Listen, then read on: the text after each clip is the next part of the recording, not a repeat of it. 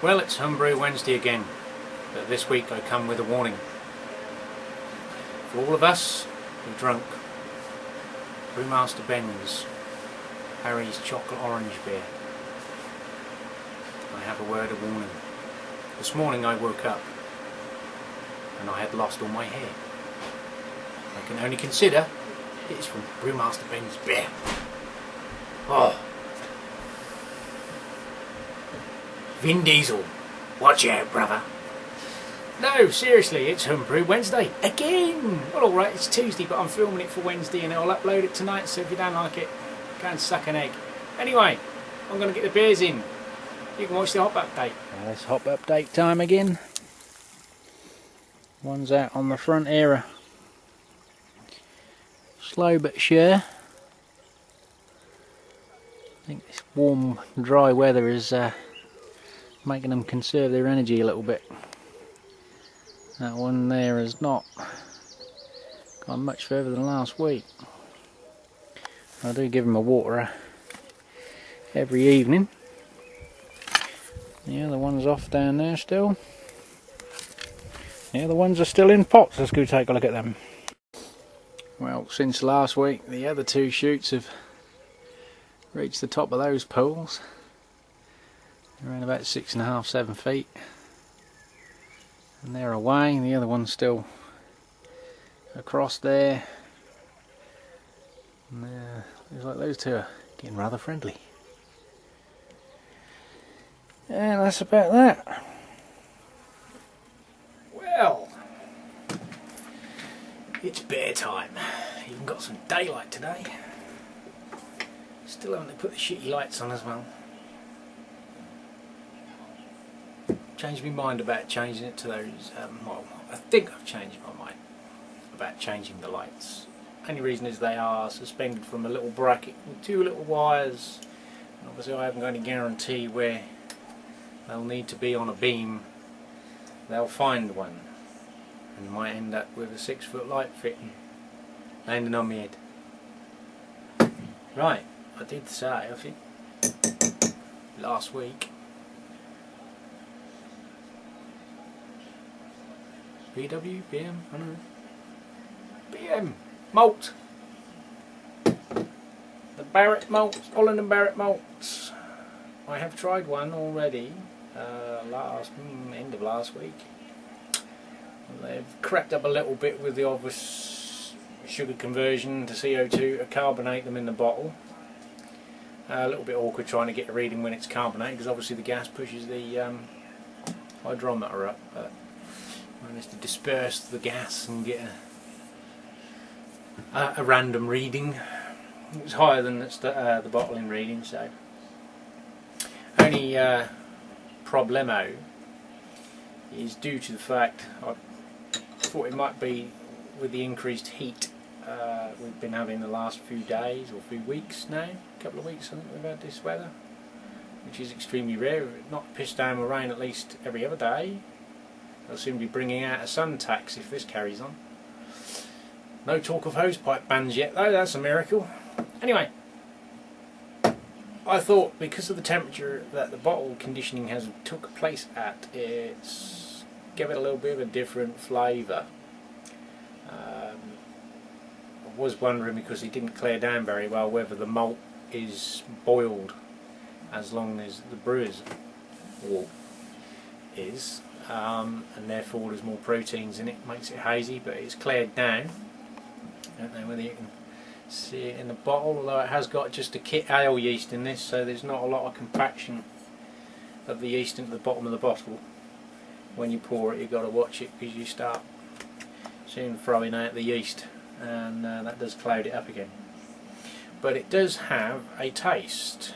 Now I know what it is, and I know why it is, thankfully. So it won't throw a spanner in the works, but it does taste remarkably like a cider, due in fact to the high ratio of sugar. I remember when I done it, I said I was going to use 200 grams and I chopped too much in and thought 250, yeah. Trade-off being too much sugar creates a cidery taste. For all those kit brewers that think if you're going to chuck an extra kilo of sugar in, you're going to get another 5% at your beer, it'll taste like cider, and not a very nice one. Solution to that is shandy, so it ain't going to waste. Anyway, we'll crack one open. There's some hiss, there is some smoke. Can't see it on the camera. Give it a gentle pour and watch the sediment. Not a lot of head. It's like I'm having a piss. Honestly, I'm not. I'm sitting down. Commode's outside. Yeah, there we get back there before we get there. There we go. You can see my barnet behind the glass is cleared out nicely, but very little, well, zilcho head on there at all. It is carbonating, there are bubbles coming up, but nothing in them to form any head. Whether that's due to the high sugar or lack of items in the malt, I don't know. But it smells a bit cidery. It smells like one of my first ever kit brews. Which is probably why that was used normal household sugar. But we're going back, way back to the early 80s then. But it's dry, like cider. It does not taste in any way, shape or form like a beer. It does taste like a cider. A little bit, considering it's 9% alcohol, there's no alcohol burn, so we've turned a malt extract into a cider.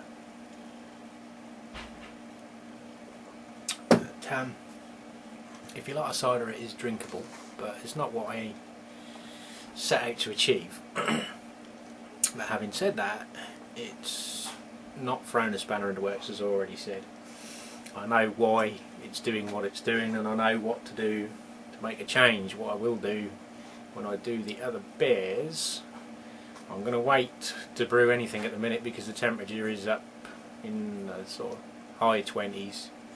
I haven't got a fermentation chamber to keep anything around the 20s anyway. The one I'm planning on building is for wintertime use, purely to maintain that temperature from an old freezer, chest freezer, using an STC type controller, but that will just be operating a heater.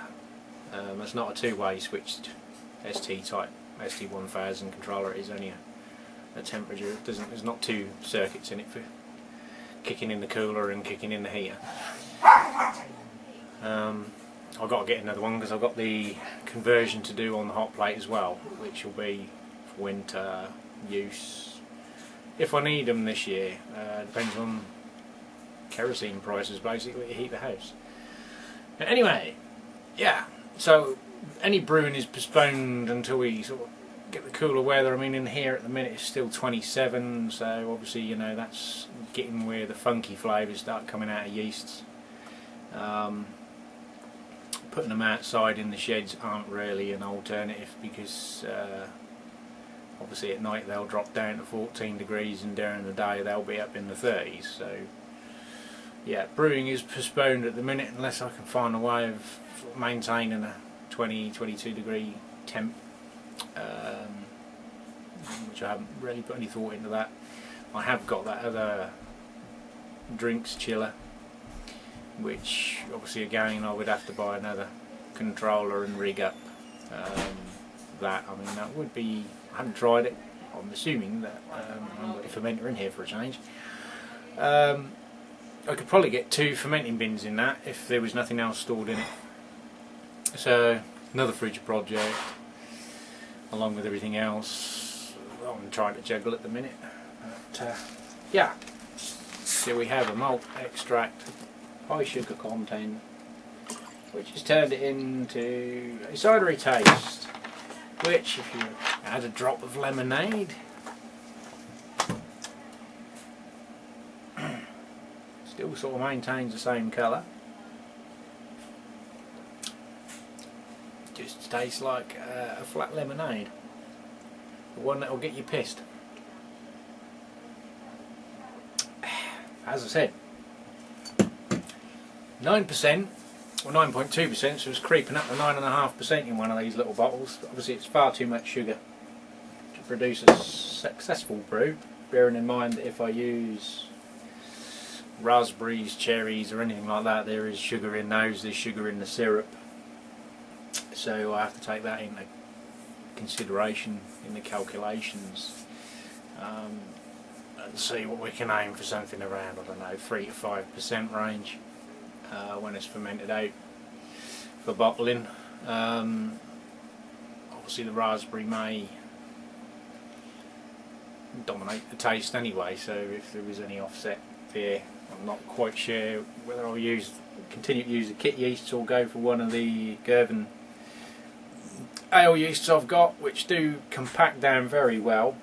The all grain I used, one of those ale yeasts, and you can literally empty the contents of the bottle and virtually none of the yeast is disturbed on the bottom of the bottle, which I can't say the variations in kit yeasts that I've used. You can obviously do a reasonable pour, but you've got to watch that last few drops unless you're not bothered about it, or if it's a dark ale or a strong roasted notes, doesn't really matter. But I thought I would try it today, seeing as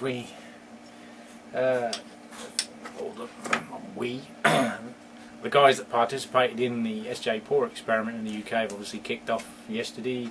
Most of us who had a bottle sent by Ben done a review yesterday as requested by Ben. So I thought today I would carry on, which is what I was going to use one of his beers in one of my Homebrew Wednesdays anyway, just to fill it in, because I hadn't really done anything else. No auction bargains and no trips, so we'll get Ben's raspberry beer because it feels like a raspberry day. Oh, I can smell it already. That is yum. Still smoke coming out of the bottle. That is strong. Possibly strong. I mean, I have tried quite a few of the framboise raspberry beers that are on offer at work, and the cherry beers and the banana beers and the strawberry beers. Basically, being a beer shop, I make it my duty to try as many beers at work as I can. Moderate pour, nice and frothy as per usual. We haven't got a coloured head, which some of the Belgians will literally have a raspberry coloured head. We've gone mad on that. I know what I have done. I've used a nucleated glass, and we have got a bonfire going on in there.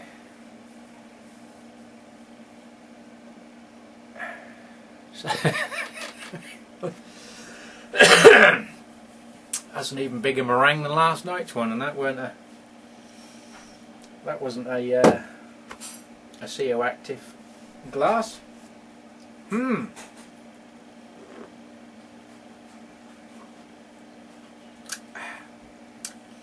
little bit of bitterness from the raspberry, the tartness you get. Obviously steaming my way through a rather large beer head.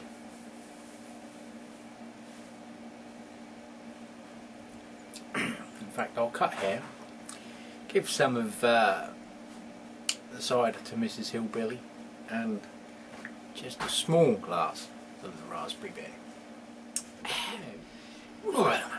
Well, we've got the head down to a more manageable level now. I've just topped up the glass with the remainder of the bottle, so we've got a little bit of yeast in it now. It's not,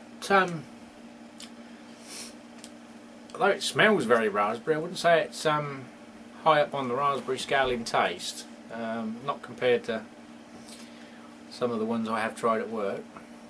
But today, on a day like today, when it's hot and sweaty, You need something with a little bit of sharp bite to it, like a German Weiss beer or a fruit beer, slightly chilled, cellar temperature.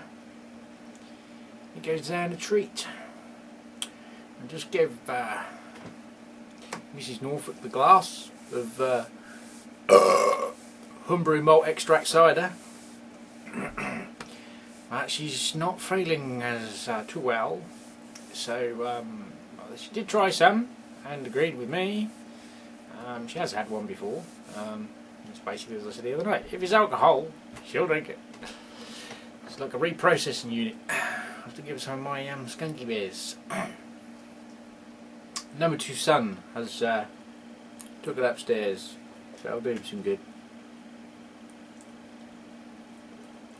And she did try a little snifter of this as well, and she liked it. She does like fruit beers because I have to get her a Cherry Creek every week nearly.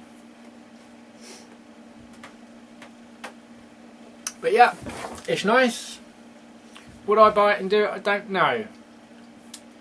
I know the Krieg, the Brew Firm Krieg, the cherry beer, is extortionate, and I've seen the wholesale price of it as well, and it's extortionate compared to, you know, why is it such a big price increase to brew raspberry and cherry? I think the raspberry beer is a couple of quid more than an average Brew Firm kit, but the cherry one, I think I've seen it for 27 quid for a 1 can kit that's going to brew 10 litres of beer. Don't know what language she's speaking. Maybe she's trying to talk to Flipper. Or the whale's out in the wash, I don't know. Maybe she just wants more beer. Brew your own. Anyway. Well, yes, Ben. Another one of yours down the hatch. I think there's 2 more to go. And so I'll probably see if I can manage. I don't know what it was, isn't it? We've got your Challenger beer and an EPA. So I might chuck those in each Wednesday. Well, it's carbonated. So yeah, that's it. You know, I haven't got any brews down. I know I can do me little malts, and now I've tried Ben's raspberry. I think that'll be first on the list because I've got, I think, half a pound or a pound of frozen raspberries and a tin of raspberries. So I don't know whether to combine the two. And I think the recipe calls for, by the time I brook it down, it would need to be the bigger jar, which is a darker extract, but it wouldn't come out this colour. I was expecting this one to have a little bit of colour from the raspberry, but I presume they probably just put raspberry essence in the can to give it the raspberry flavour. So I don't know whether to use 2 of the little ones, go and get some more of those, and do a pound of extract and how many grams of the raspberry it is, and boil them up and chuck them in, strain her out, and whether strain it out or not, just chuck it all in, let it ferment out, and then strain it out afterwards into secondary, and then let it settle out a little bit, then bottle it. So I might get that one to go first. If not, I've got blackberry one as well. A couple of others, I think. I can't remember now. Or the cherry one, obviously. I want to get some other cherries that with a little bit more of a punch to them, to give you that sort of tartness that you get with the cherries. But yeah, they're still on the blackboard planning stage. As I said, temperature-wise, you know, it's crutch pot cooking temperatures around here, so not brewing weather at the minute. And the only thing I've managed to do is chuck a few bits on eBay that I want to offload. Debbie Johns, obviously, after my last week's gripe, I think it was last week or the week before, I've chucked a load more of them on. I've got 2 pressure barrels on, if anyone's after any pressure barrels. So Boots ones, the old brown cylindrical ones. They're on there somewhere. Pots I'm sorting out. There's some pots I've got to get rid of. There's 2 jam muslin pans and preserved pans, which obviously they're ideal for doing mini mashes or partial extracts. You just mash your grains up and in a bag, in a pot, and then pour it in with your water. So I've got 2 of them to offload. 2 of them pans are about 10 litres brimful capacity. There's another pot which I dug up, which is another 10 litre stock pot. No lid with that one. And then there's these other couple of smaller pots which were in, I think, a couple of Brew Wednesdays ago.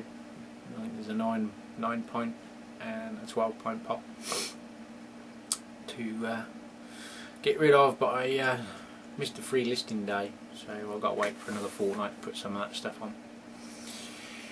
But that's really it from me, guys, unless I waffle on pointlessly, which I probably already have done. But I'll just enjoy Ben's beer, smoke my pretend cigarette. No, I won't. I'll go outside and have a real one. Well, not a cigarette, I'll have a cigar. I bought one really, wasn't it?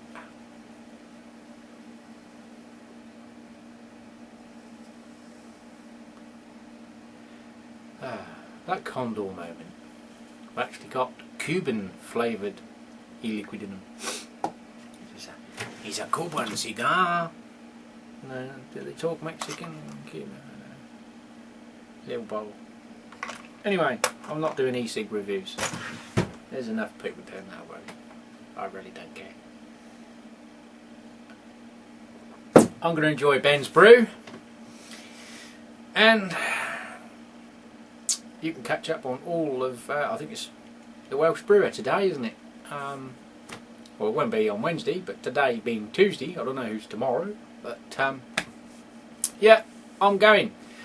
Cheers to all my subscribers. There are 216 of you now, I think, so thumbs up to you all, and don't remember, don't forget, but remember the video, thumbs up the videos, which is better than a thumb up the arse, especially if your proctologist didn't ask first. Anyway, I should do a Jerry Springer style thought of the day to end my videos. I have thought of a few, but anyway.